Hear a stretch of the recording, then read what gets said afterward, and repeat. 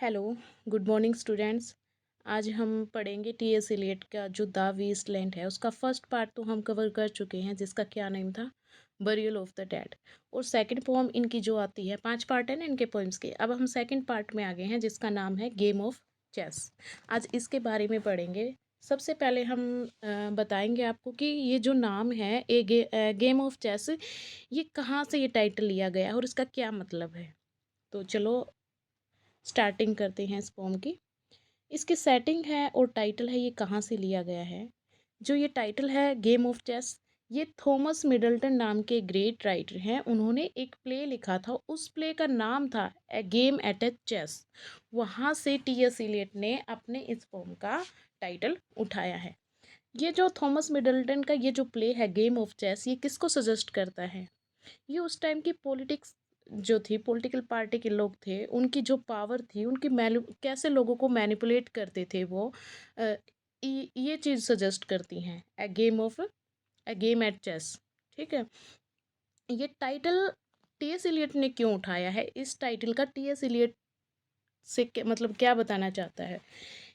T.S.. Eliot uses it so emotional conflict between man and women. T S. Eliot इस title के through हमें दिखाना चाहता है कि फर्स्ट वर्ल्ड वॉर के बाद जो मैन और वीमेन में एक दिमाग में उनके कन्फ्लिक्ट चला हुआ था। मतलब ये पूरी पोम में अगर आप देखोगे तो लोग सिर्फ सेक्स के पीछे भागते हैं, अपनी सेक्सुअल उनके जो लस्ट थी उसको कंप्लीट करने की सोचते हैं। उनको इमोशन से, सामने वाले बंदे के इमोशन से कोई लेना देना नहीं है।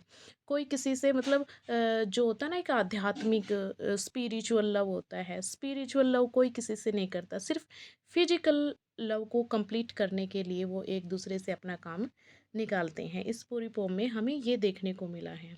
जो जो द वेस्टलैंड है ना, टी.एस. इलियट ने किसको बोला है, मॉडर्न वर्ल्ड को। ये हमें शो करता है कि कैसे मॉडर्न सोसाइटी में जो लोग हैं वो क्या हो गए हैं, मोरल डिकेशन हो गया उनका। मतलब वेस्टलैंड का मतलब एक ऐसी धरती जहाँ पे सब कुछ खत्म है, खत्म ही हो गया एक तरीके से। अगर आदमी आदमी से एक स्पिरिचुअल कनेक्शन नहीं बना पाता, सिर्फ वो फिजिकल नीड को कंप्लीट करने में ही के पीछे भागा है, तो उससे मतलब क्या मतलब है। तो ये चीज़ें शो करती हैं हमें ये जो गेम ऑफ चेस है। ये इसका फर्स्ट सीन है रिच लेडी रूम। चलो दिखाते हैं। ये पोम के ना 2 पार्ट्स हैं। इस ये पोम 2 पार्ट में डिवाइडेड है। एक पार्ट में तो एक आलीशान घर की लड़की है, लेडी है वो, उसके पास सब कुछ है, उसका घर इतना सुंदर है, समझ लो किंग क्वीन के महल, राजमहल कैसे होते होंगे, सारी सुख सुविधाएं हैं उसके पास। लेकिन उसके इमोशंस को समझने वाला कोई भी नहीं है।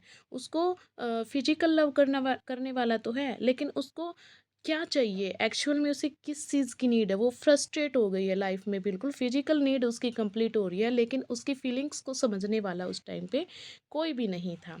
और सेकंड पैराग्राफ में, फर्स्ट पैराग्राफ ग्राफ में एक रिच लेडी है, और सेकंड पैराग्राफ में एक नॉर्मल सी घर की लड़की है, जो वो भी प्यार के लिए तरसती है, लेकिन उसके इमोशंस को समझने वाला उसका भी कोई नहीं है। तो ये फर्स्ट पार्ट है जो 2 पार्ट में डिवाइडेड है। ये फर्स्ट पार्ट की सेटिंग एक अमीर घर में दिखाई, एक राजमहल में दिखाई है। इसमें एक लेडी का जिक्र किया गया है, उस लेडी का नाम क्या है, क्लियोपाट्रा। क्लियोपाट्रा नाम देख के कुछ समझ आया, कुछ दिमाग में स्ट्रक किया कि ये जो कैरेक्टर है टी.एस. इलियट ने कहाँ से उठाया है। विलियम शेक्सपियर का एक प्ले है जिसका नाम क्या है, Antony and Cleopatra. Antony and Cleopatra, ये क्लियोपाट्रा, उस प्ले से ये कैरेक्टर क्लियोपाट्रा टी.एस. इलियट ने उठाया है। तो चलो देखते हैं इसकी सेटिंग क्या है। फर्स्ट पैराग्राफ की, द चेयर सी सैट, एक आलीशान चेयर पे वो बैठी हुई है। लाइक अ बर्निश थ्रोन, जैसे किसी राजमहल का कोई थ्रोन हो, मतलब एक आलीशान से, जो होते हैं ना किंग क्वीन बैठते हैं जिस चेयर पे, ऐसी आलीशान चेयर पे वो बैठी हुई है। Glowed on the marble where the glass held up by standard wrought with fruited vines. वो ग्लो कर रहा है, मतलब हर तरफ से राजमहल जो होता है वो तो बहुत सुंदर होता है, मार्बल शीशे वगैरह, मार्बल और चमकीले पत्थर का यूज करके उस को बनाया गया है, उस महल को बनाया गया है जो ग्लो करता है मार्बल वहाँ का। Where the glass held up by standard rod with fruited vines. और उसके आसपास मिरर लगाए हुए हैं, मिरर भी बिल्कुल एकदम अच्छे डिजाइन के मिरर हैं। और उनके ऊपर ऐसे लगता है जैसे कि डिजाइन ऐसे है जैसे कि अंगूर की बेल से सजा रखा हो उसको। इतना आलीशान वो जगह है जहाँ पर ये क्लियोपाट्रा बैठी हैं। From which golden cupidon peeped out. और उस शीशे में ऐसे लगता है जैसे कि क्यूपिड होता है ना, लव का जो गोड होता है, लव का गोड होता है, क्यूपिड बोलते हैं उसको। ये क्यूब ऐसे लगता है इस हिस्से में क्यूपिड, मतलब पीछे एक तस्वीर लगा रखी है जस्ट सामने किसके, मिरर के। वो जो गोड है, क्यूपिड गोड है, लव का गोड है, वो उसमें झांक रहा है अपने मतलब देखा होगा ना, एक पंख वाला छोटा सा बच्चा होता है और एक तीर चला रहा होता है, तो उसकी परछाई उसमें दिख रही है। Another hide his eyes behind his wing. और उस तस्वीर के पीछे जो क्यूपिड है अपने उसके पंख के पीछे एक और वहां पे एक क्यूपिड है, उसकी तस्वीर उसमें उसके पंखों के पीछे से दिखाई दे रही है। Double the flames of seven branches, seven branch candelabra. Double the flames of seven branched candelabra. जो होती है ना राजमहलों में देखी होगी, ऐसे इस टाइप की वो होती हैं, कैंडल जलाने के एक स्टैंड होता है, तो वो 7 कैंडल्स की एक मतलब शानदार सी एक कैंडल स्टिक है वहाँ पे, जिसमें जो है फ्लेम है रात के टाइम पे वो जल रही है। और उसकी फ्लेम हवा के झोंकों में क्या कर रही है, डबल हो रही है, फड़फड़ा सी रही है। Reflecting light upon the table. वो जो सारी चीज़ें चमकीली चीज़ें, क्यों मिरर भी लगा रखे हैं, स्टोन लगा रखे हैं वहाँ पे, मार्बल का फर्श है, और मतलब इतना चमकाया हुआ है, वो इतना चमक रहा है वो उसकी वो जगह, वो राजमहल, कि उसकी जो लाइट है वो रिफ्लेक्ट कर रही है सामने सामने एक टेबल पर। टेबल भी साफ सुथरी है, जैसे चमकीली चीज़ें होती हैं उसमें रिफ्लेक्शन पड़ता है ना, कोई भी सामने चीज़ रखी होती है तो उसका रिफ्लेक्शन वो टेबल पर पड़ रहा है। The glitter of her jewels rose to meet it. और उस क्लियोपाट्रा ने जो ज्वेलरी डाल रखी है वो भी क्या हो रही है, ग्लिटर कर रही है, चमक रही है, हर चीज़ें चमकदार देखने में क्या है, चमकदार हैं। लेकिन रियल मीनिंग क्या है, वो अंदर से खोखले हो गई हैं, अंदर से कुछ भी मतलब उनके मन को शांति नहीं है, उनके चारों तरफ चीज़ें इतनी हैं, आलीशान चीज़ें हैं, है ना। तो from satin cases poured a rich profusion in vials. Vials क्या होता है, छोटी छोटी बोतलें। Of ivory. वो जो बोतल्स हैं किसकी बनी है, हाथी दांत की। आइवरी क्या होता है, हाथी दांत की बोतलें बनी हुई हैं। And colour glass. और कुछ बोतल्स हैं वो कलरफुल ग्लास की बनी हुई हैं। उन ग्लास की बोतल्स में और आइवरी बोतल्स में क्या रखा गया है, अलग अलग जगह से लाया गया परफ्यूम डाला गया है उन बोतल्स में। अब इनका डिस्क्रिप्शन दिया गया है। अनस्टॉपर्ड। अनस्टॉपर्ड क्या आता है, उनमें अच्छे से ढक्कन नहीं लगा रखे, थोड़ी हाफ खुली है वो। लग हर स्ट्रेन सिंथेटिक परफ्यूम्स। और आधी खुली होने की वजह से इन बोतल से बहुत अच्छी परफ्यूम की पूरे राजमहल में खुशबू बिखर गई ही है। हर तरफ खुशबू उनकी आ रही है, अलग अलग परफ्यूम की खुशबू आ रही है। अनग्यून पाउडर्ड और लिक्विड ट्रबल्ड कन्फ्यूजन। ये जो कुछ कुछ तो परफ्यूम लगे रखे हुए हैं क्लियोपाट्रा के, कुछ पाउडर हैं क्लियोपाट्रा के, मेकअप का सामान वहाँ पे रखा गया है, कुछ क्रीम लिक्विड जो क्रीम फॉर्म में होती हैं, लिक्विड फॉर्म में क्रीम होती है, और उनकी कुछ तो मतलब परफ्यूम की सुगंध है, कुछ पाउडर की है, कुछ उसकी क्रीम की जो सुगंध है वो चारों तरफ फैल गई है। कभी किसी चीज़ की खुशबू आ रही वहाँ पे, कभी किसी, मतलब सारी खुशबू मिक्स हो गई हैं। इतना शानदार वहाँ का ये सीन दिखाया गया है। आफ्टर क्या है इसके बाद, and drowned drown the sense in odour stirred by the air. जब खुली खिड़कियों से हवा अंदर आती है तो वो जो खुशबू है पूरे राजमहल के साथ साथ वो बाहर भी बिखर जाती है। और वो फ्रेश हवा के साथ, जब फ्रेश हवा बाहर विंडो से आती है वो सारी खुशबू बिखर जाती है। इससे जो है आदमी ये पहचानने में कंफ्यूज हो जाता है कि ये किस चीज़ की खुशबू है। कभी परफ्यूम की खुशबू आ रही है, कभी क्रीम की खुशबू आ रही है, कभी उसके पाउडर की खुशबू आ रही है। ये खुशबू जो है वहाँ पे फैल रही है। ये किस चीज़ को दिखाता है? इन लाइंस का क्या मतलब है? जो क्लियोपाट्रा है उसके रूम को दिखाया कि वो फुल ऑफ लाइफ है। क्लियोपाट्रा का रूम क्या है? फुल ऑफ लाइफ, मतलब हर सुख सुविधा उसके राजमहल में है, फुल ऑफ लाइफ। सारी सुख सुविधाओं के होते हुए भी it feels dead and meaningless. ये क्या है? It feels dead and meaningless. होता है ना, आप पैसों से सारी चीज़ें खरीद सकते हो लेकिन एक सच्चा प्यार नहीं खरीद सकते। एक ऐसे बंदे का प्यार आप नहीं खरीद सकते जो आपको लाइफ में हर तरह की आपको सुख सुविधा दे, है ना। चीज़ें तो सारी हैं लेकिन उसको समझने वाला तो कोई नहीं है उसकी लाइफ में। तो ये लाइन ये दिखाती हैं। क्या मीनिंग है? मीनिंग है इन लाइंस का? Wealth and beauty can not hide emptiness and anxiety. इसके मीनिंग भी आप साथ साथ लिख लीजिए। मीनिंग क्या है इन लाइंस का? What is the meaning of this paragraph? Wealth and beauty, आप जितने मर्जी सुंदर हो, जितनी मर्जी आपके पास ब्यूटी हो, can not hide, can not hide emptiness and anxiety, emptiness and anxiety.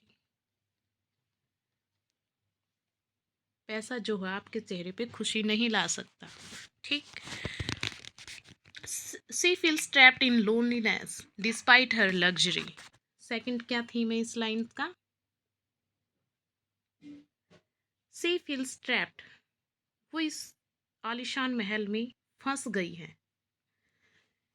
In loneliness, सब कुछ होते हुए भी वो खुद को अकेला महसूस कर रही है। Despite her luxury, despite her luxury. पैसा बेशक आपके पास कम हो, जब तक आपके पास मन की शांति नहीं होगी, आपको सच्चा प्रेम करने वाला नहीं होगा, आपके ये जो वेल्थ है किसी काम की नहीं है, कुछ काम नहीं आएगी, ठीक है।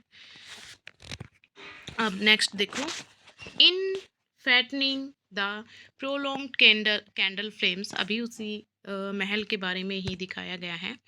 In fattening the prolonged candle flames flung their smoke into the laquearia stirring the pattern on the coffered ceiling. Coffered ceiling क्या होता है? जो उसकी छत है उसके ऊपर जो बाहर से हवा आने की वजह से वो जो वो था, क्या बोलते हैं, कैंडल रखने की एक जो स्टिक थी ना, जो अब हवा आती है तो उनकी लो फड़फड़ाती है ना। फड़फड़ाने की वजह से उनमें जो धुआं उठता है उन कैंडल से, वो ऊपर जाके सीलिंग पर लगता है और धुआं जब छत पे लगेगा तो उससे कालापन हो जाता है ना, वो तो कॉफ़ी कलर का हो जाता है। उसकी सीलिंग पे जो डिजाइनदार सीलिंग बनी हुई है उसका जो धुआं है उनके ऊपर लग जाता है, वो smoke. Huge sea wood fed with copper, burnt green and orange, framed by the colored stone. Colored stone. Huge seawood. इसका क्या मतलब है? एक बड़ा सा सीवुड से लाई हुई, मतलब बाहर से लाई हुई लकड़ियां हैं, उनके साथ कॉपर भी जल रहा है, कॉपर उनके साथ जल रहा है और उनकी जो आग है वो ग्रीन और ऑरेंज कलर की उठ रही है, framed by the coloured stone. और जो वो आग है उसके ऊपर एक पेंटिंग लगी हुई है, उस पेंटिंग के ऊपर वो धुआं कलरफुल स्टोन से बनाए गए कुछ तस्वीरें हैं उनके ऊपर लग रहा है। इन विच सैड लाइट ए कार्व्ड डॉल्फिन स्वैम, उस स्टोन से बनाई गई एक कार्व की गई, एक उकेर के बनाई गई डॉल्फिन है, उसके ऊपर जो ये कलरफुल कलरफुल धुआं, मतलब आग की लपेटें ऊपर जाती हैं और वो धुआं ऊपर जाता है, तो ऐसे लग रहा है जैसे ये उकेरी गई डॉल्फिन क्या कर रही है, उस दीवार पर तैर रही है। Above the antique mental was displayed, उसके ऊपर और भी अदर पेंटिंग मेटल से बनी हुई पेंटिंग भी डिस्प्ले की गई हैं उसी दीवार पर। As though a window gave upon the sylvan scene. एक मिनट, ये जो लाइन्स है इनका क्या मतलब है? उस दीवार पर पुरानी तस्वीरें जो लकड़ियों के ऊपर उकेर के बनाई गई हैं वो लगी हुई हैं, उनके ऊपर जब ये लो जाती है ना, ये धुआं जाता है, तो क्या वो उसके ऊपर जो डॉल्फिन बनी है वो तैरती हुई दिख रही है। और जो ये पुरानी तस्वीरें हैं, ये तस्वीरें जस्ट तस्वीर नहीं, ये ऐसा लग रहा है जो ये गुजरे हुए टाइम को दिखाती हैं, जो टाइम निकल चुका है उसको दर्शाती हैं। इनको देख के ऐसा लगता है जैसे पुराने फिगर्स जो हैं दीवारों से बाहर झाँक रहे हों। ये जो पुरानी तस्वीरों में बने हुए जो कैरेक्टर हैं, शायद ये अभी निकल कर बाहर आएंगे। और ये तस्वीरें चुपचाप हैं, तो बोल तो सकती नहीं, तस्वीरें क्या कभी बोलेंगी? लेकिन इनको देख के ऐसा लगता है जैसे इन तस्वीरों ने इस पूरे रूम को अपनी चुप्पी से घेर रखा है। इनका ये मतलब है। Next, the change of Philomel by the barbarous king. यहाँ पे एक और तस्वीर लगी हुई है जिसमें एक लड़की है जिसका नाम क्या है? फिलोमेल। बाय द बारबरस किंग, ये फिलोमेल जो लड़की है ये स्टोरी है ग्रीक मिथोलॉजी की। ग्रीक मिथोलॉजी की स्टोरी ये बताती है। मिथोलॉजी, ग्रीक माइथोलॉजी को बताती है ये। वहाँ पे क्या था, उनके वहाँ पे एक किंग था, ठीक। वो फिलोमेल एथेंस की राजकुमारी है। कहाँ की?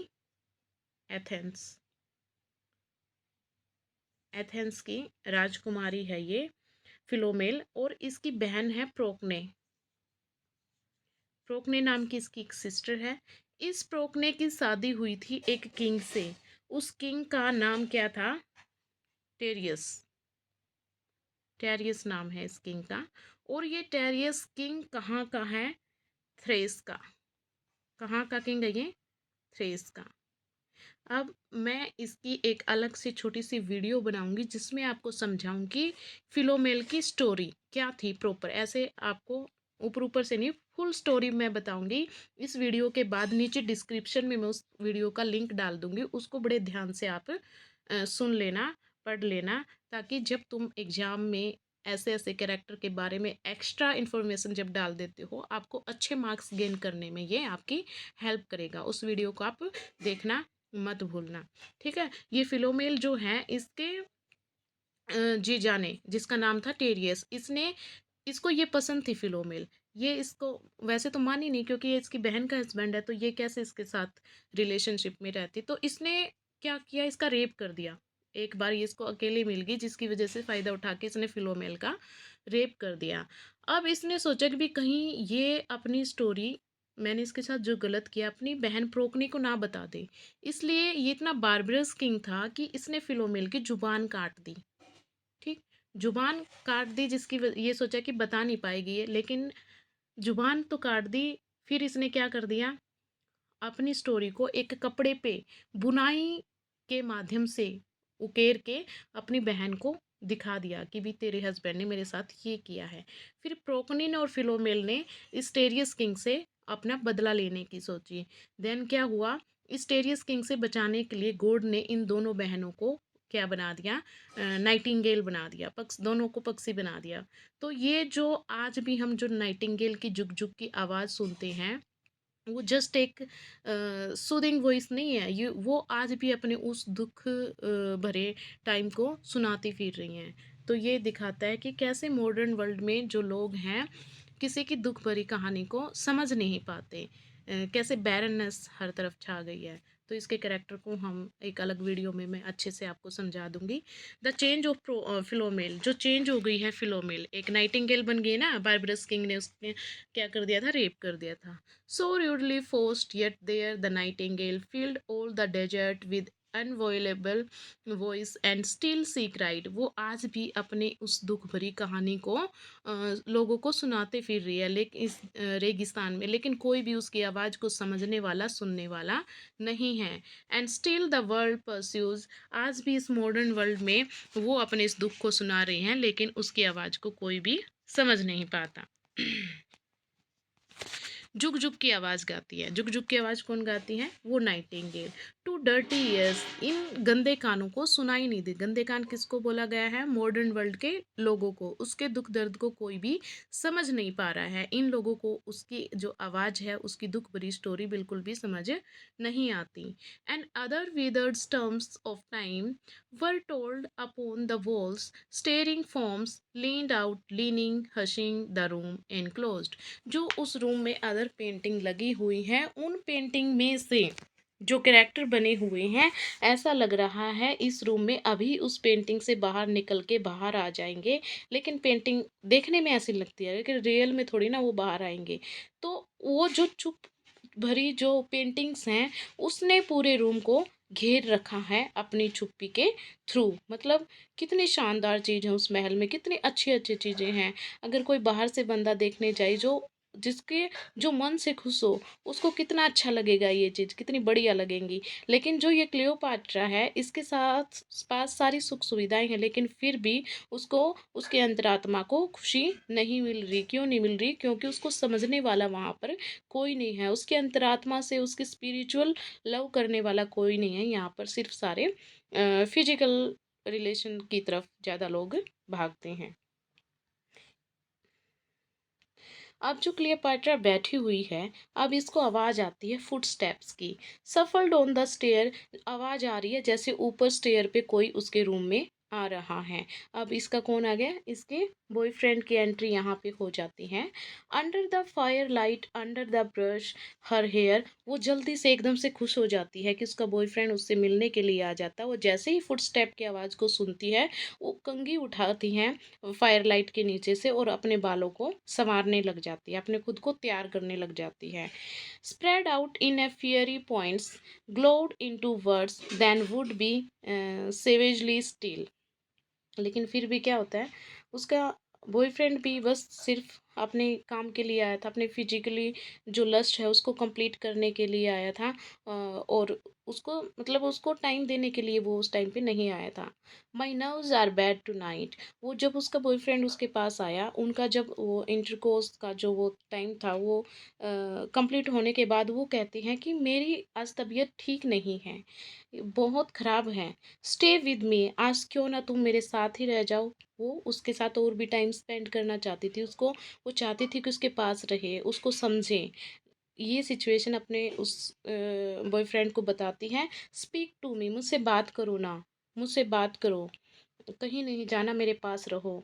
Why do you never speak, क्यों तुम मुझसे बात क्यों नहीं करते कभी? ये क्या दिखाती है? कि कम्युनिकेशन की कमी है। एक दूसरे को समझ नहीं रहे उस टाइम के लोग, मतलब मॉडर्न सोसाइटी के लोग एक दूसरे को समझते नहीं है, बात नहीं करते। बात नहीं करेंगे तो एक दूसरे की प्रॉब्लम को कैसे समझ पाएंगे, कैसे उसको सोल्यूशन दे पाएंगे? वो कहती है कि तुम मेरे पास क्यों नहीं रुकते, मुझसे क्यों नहीं बोलते, बोलो ना, कुछ तो बोलो। क्यों तुम मुझसे कभी बात नहीं करते? वो ऐसे बात कर रही है अपने उस बॉयफ्रेंड से। What are you thinking of, तुम क्या सोचते रहते हो, किसके बारे में सोच रहे हो? वट थिंकिंग, क्या सोच रहे हो? बताओ ना, मुझे भी बताओ, तुम क्या सोच रहे हो? मुझसे क्यों नहीं बात करते हो? क्या कमी है मुझ में? ऐसे उनकी बात होती है।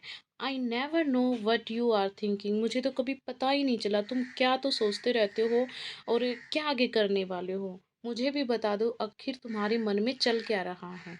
वो उसको फोर्स करती है बताने के लिए, लेकिन वो कुछ नहीं बोलता।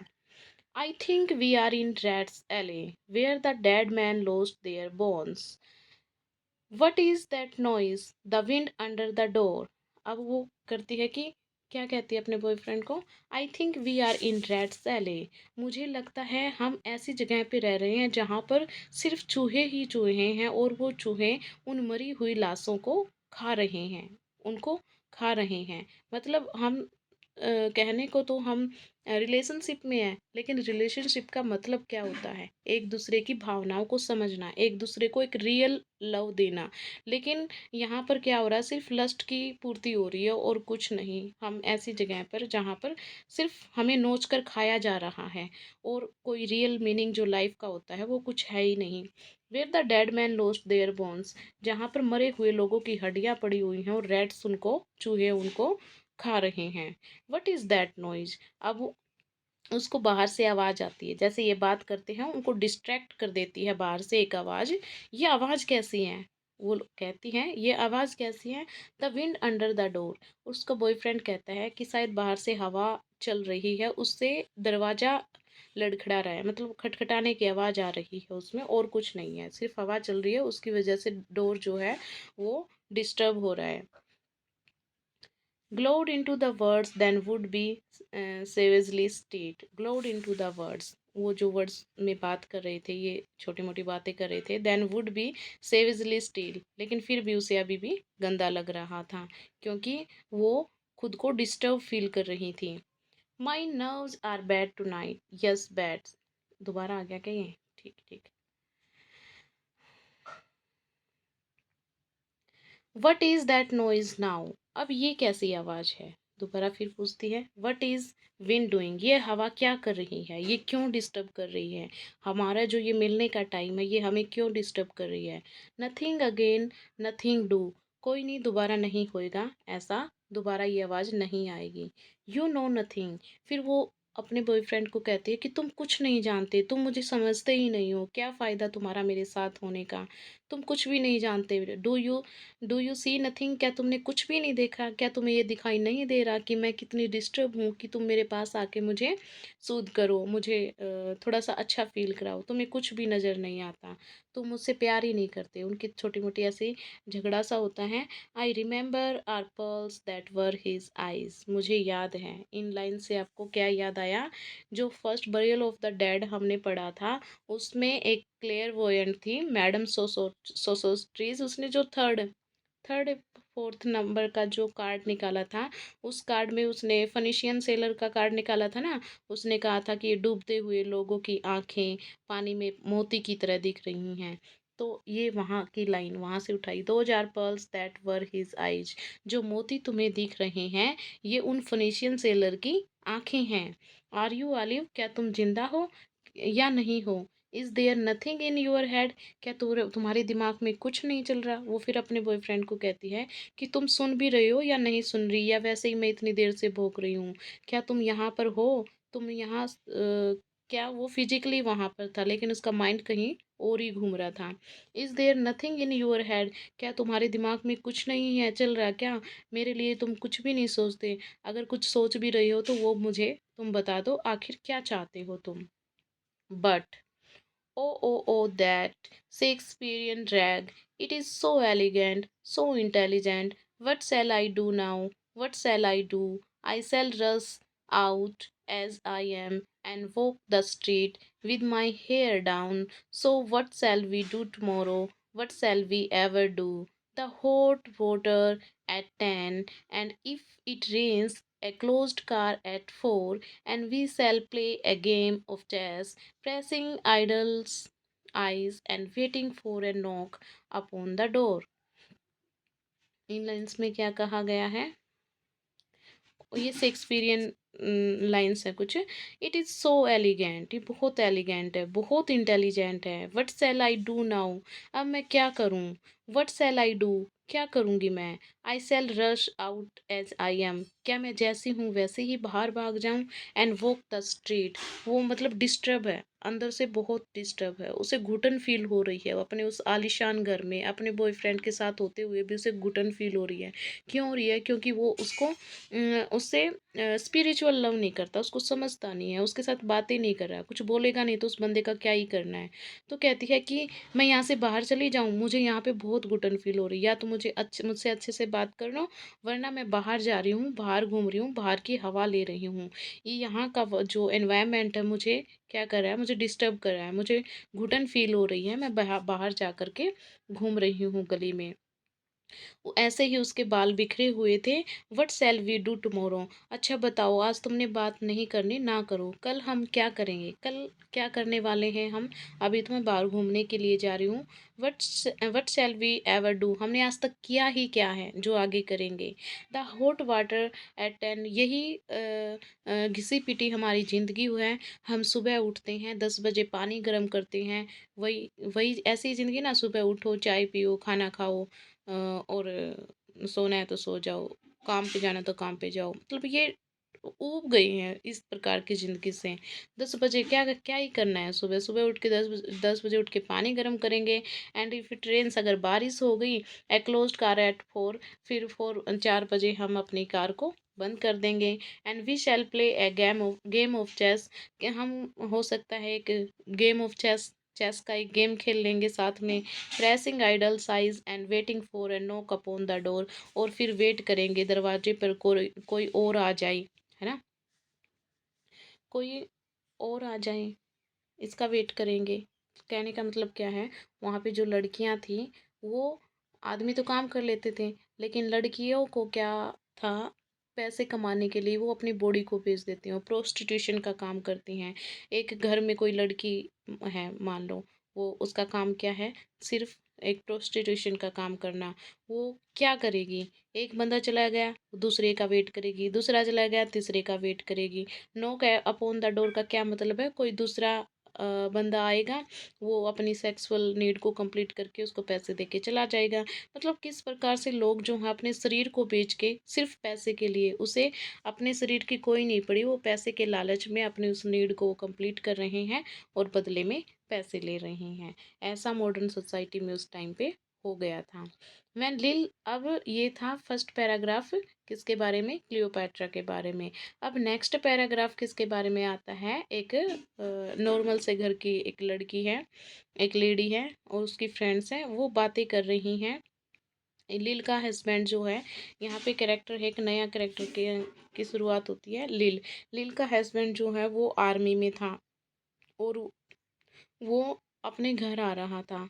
तो लिल के 4 बच्चे तो हो चुके थे, 4 बच्चे, मतलब 4 बार तो प्रेग्नेंट हो गई थी, और फिफ्थ की वो को एक्सपेक्ट कर रही थी। 4 बच्चों जब उसके हुए, तो वो क्या करती थी, अबोर्टिव टैबलेट्स जो होती हैं, बच्चा गिराने की टैबलेट्स लेती थी। इतने टैबलेट लेने की वजह से उसका फेस बिल्कुल ख़राब हो गया था, टाइम से पहले वो बूढ़ी दिखने लग गई थी। तो उसकी फ्रेंड उसको सजेस्ट करती है कि भाई तेरी स्किन इतनी ख़राब हो गई, तू बूढ़ी जैसे दिखने लग गई है, तेरा हस्बैंड आने वाला है, तो क्या कर, कुछ अपने आप को सुंदर दिखा, कुछ अच्छा खासा खा पी, जिससे तू जवान नजर आए।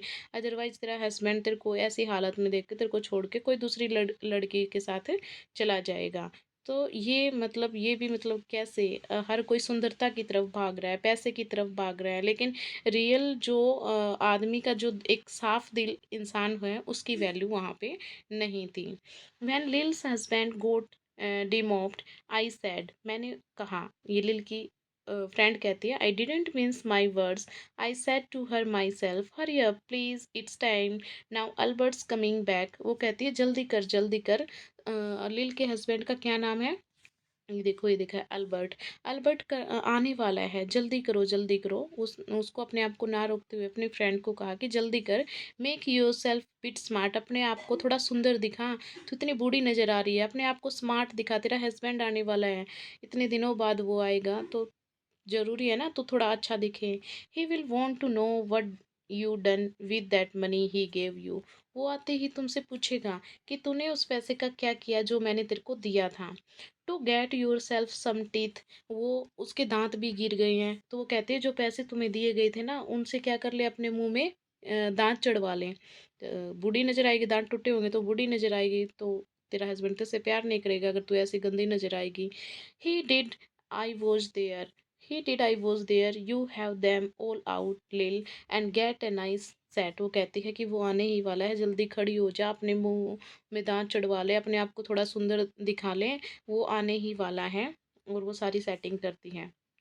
ही said I swear I can't bear to look at you. वो कहती है कि कसम से यार, वो आकर के तुम्हें ज़रूर ये कहेगा कि मैं तुम्हें ऐसा नहीं देख सकता। मतलब उसकी भी, वो भी कुछ एक्सपेक्ट करता होगा क्या, वो सिर्फ सुंदरता की तरफ भागते हैं कि मैं तेरे को ऐसे नहीं देख सकता, वो भी तेरे को आके यही कहेगा। तो उससे पहले मैं ही तेरे को कह रही हूँ कि थोड़ी सी अपने आप को सुंदर दिखा ले, अपने जो दांत टूट गए हैं उनको चढ़वा ले और अपने आप को थोड़ा सा ठीक कर ले। And no more can't I said and think oh poor Albert. और वो कहती है कि ये क्या बेचारा अल्बर्ट के लिए ये अच्छा नहीं है कि तुम इतनी मतलब बेकार दिख रही हो, इतनी बूढ़ी सी दिख रही हो, मैं नहीं चाहती कि उसके साथ तू ऐसे इस हालत में जाए। वो क्या सोचेगा बेचारा अल्बर्ट, तो थोड़े अपने आप को सुधार ले। He is been in the army 4 years। वो 4 साल के बाद, वो 4 साल, कितने साल के बाद, 4 साल के बाद घर पे आ रहा है। He wants a good time. वो तुम्हारे साथ एक अच्छा टाइम स्पेंड करना चाहता है। And if you don't give it him, अगर तुम उसे, उसके लिए सुंदर नहीं दिख सकती, उसे अच्छा टाइम नहीं दे सकती, देर इज़ अदर्स विल। यहाँ पर और सारी और भी लड़कियां हैं जो उसके साथ घूमने के लिए तैयार हैं। अगर तुम सुंदर नहीं दिखोगी तो वो किसी और के साथ भाग जाएगा। कहने का मतलब क्या है, कैसे मतलब सुंदरता को इम्पोर्टेंट माना गया यहाँ पे। उसके उसके मतलब साफ दिल की कोई भी इज्जत नहीं है। Oh is there she said. फिर वो भाग के कहती है कि वो तो आ ही गया, देखो। Something o' that I said, मैंने कहा था ना। Then I will know who to thank, she said. फिर मैं जानती हूँ कि किसको थैंक यू बोलना चाहिए। Then I will know who to thank, she said, and give me a straight look, hurry up please it's time. फिर वो वहाँ क्या, कहाँ की एक पब की सेटिंग है ये, यहाँ सारी कहाँ की सेटिंग है ये, पब में बैठे हुए हैं वो तीनों के तीनों। कौन कौन, लास्ट में तीनों बैठ जाते हैं, लिल का हस्बैंड और उसकी फ्रेंड। तो फिर जो पब में बैठे हुए हैं, हरी अप प्लीज इट्स टाइम, ये किसको शो करता है कि जल्दी करो जल्दी करो। उसमें जो दारू पीने का, पब में जाके क्या शराब ही पीते हैं कि ठेका बंद करने का टाइम हो गया, पब बंद करने का टाइम हो गया, फिर कहते हैं कि जल्दी करो टाइम हो गया है। If you don't like it, you can get on with it, I said. Others can pick and choose if you can't, but if Albert makes off, it won't be for lack of telling. You ought to be ashamed, I said, to look so antique, and her only 31. I can't help it, she said, pulling a long face. It's them pills I took to bring it off, she said. She she's had 5 already and nearly died of young George. In lines में क्या कहा गया है कि वो बूढ़ी, time से पहले बूढ़ी नज़र क्यों आ रही है, क्यों मतलब उसका उसके मुंह के दांत, उसके फेस इतना ख़राब क्यों हो गया है, क्योंकि जो ये लिल है ना, लिल को अपने हस्बैंड से 5 बार प्रेग्नेंट हो चुकी है वो। और उसने अबॉर्शन की टेबलेट खाई हैं, उसने बच्चा पैदा नहीं किया बल्कि एबोर्टिव टेबलेट्स खाई हैं, जिसकी वजह से शरीर ख़राब हो जाता है टाइम से पहले, फेस पे मतलब झुर्रियाँ पड़ जाती हैं, बुढ़ापा नज़र आने लगता है। हालांकि वो कितने साल की थी, सिर्फ 31 ईयर्स की थी। सिर्फ 31 साल की होते हुए भी वो टेबलेट्स खाने की वजह से वो टाइम से पहले बूढ़ी नज़र आने लग जाती है। तो ये कारण था। सी हैड 5 ऑलरेडी, 5 बच्चे उसके हो चुके हैं। Nearly died of George, young George, एक छोटा बच्चा उसका मर चुका है। तो इस वजह से उसका फेस खराब हो गया था। The chemist said it would be all right but I have never been the same, you are a proper fool, I said. Well if Albert won't leave you alone, there it is, I said. What you get married for if you don't want children.